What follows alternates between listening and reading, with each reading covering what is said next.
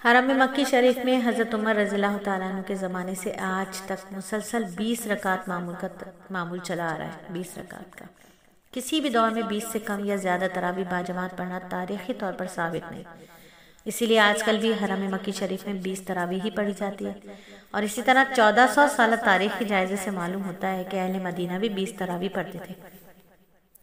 سعودی عرب کے نامور عالم مسجد نبوی کے مشہور مدرس اور مدینہ منورہ کے قاضی شیخ عطیہ سالم نے مسجد نبوی میں نماز تراویح کی 14 سالہ تاریخ پر عربی میں ایک مستقل کتاب لکھی ہے۔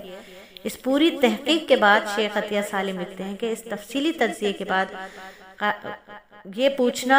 کہ کیا 1000 سال سے زائد اس طویل عرصے میں کسی موقع پر یہ ثابت ہے کہ مسجد نبوی میں مستقل 8 تراویح پڑھی جاتی تھی، یا چلیں 20 سے کم تراویح پڑھنا ہی ثابت ہو، بلکہ ثابت تو یہ ہے کہ پورے 1400 سالہ دور میں 20 یا 20 سے زائد تراویح ہی پڑھی جاتی تھی۔ دوسرا سوال یہ ہے کہ کسی صحابی یا ماضی کے کسی ایک بڑے عالم نے بھی یہ فتویٰ دیا کہ 8 سے زیادہ تراویح جائز نہیں ہے اور اس نے اماں عائشہ کی حدیث کو اس فتوے کی بنیاد بنایا ہو؟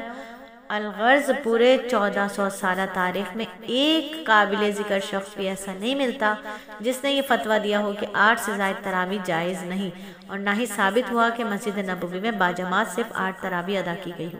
تو پھر جو لوگ 8 تراویح پڑھنے پر مصر ہیں یا دوسروں کو بھی اس کی دعوت دیتے ہیں، تو ہم ان سے صرف اتنا عرض کرتے ہیں کہ خلفائے راشدین کے زمانے سے لے کر آج تک کے تمام مسلمانوں کے طرز پر تراویح پڑھنا ان کی مخالفت سے بہتر ہے،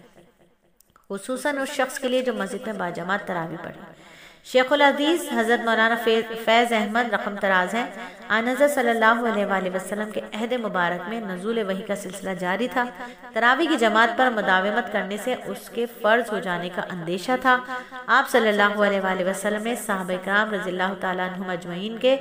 شدت اشتیاق کے باوجود جماعت تراویح کی پابندی سے عذر فرمایا۔ آپ صلی اللہ علیہ وآلہ وسلم کے وصال کے بعد جب وحی کا مقدس سلسلہ منقطع ہو گیا،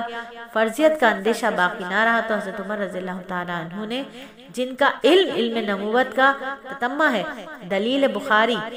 نبی صلی اللہ علیہ وآلہ وسلم کا منشا پورا کرنے کے لیے تراویح باجماعت کا باقاعدہ انتظام فرمایا۔ حضرت ابی بن کعب رضی اللہ تعالیٰ عنہ کو جماعت تراویح کا امام مقرر فرمایا۔ مفتی محمد منصور احمد لکھتے ہیں کہ 1400 سال سے تمام علماء و فقہا کا اس پر اتفاق رہا کہ نماز تراویح 20 رکعت مسنون ہے۔ حرم مکہ، حرم مدینہ اور تمام ممالک اسلامیہ میں مسلمان اسی پر عمل پیرا ہیں۔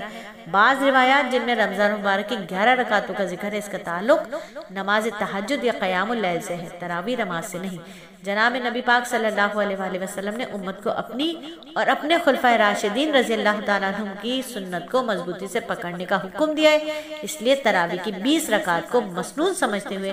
قلبی اطمینان کے ساتھ ادا کرنا چاہیے۔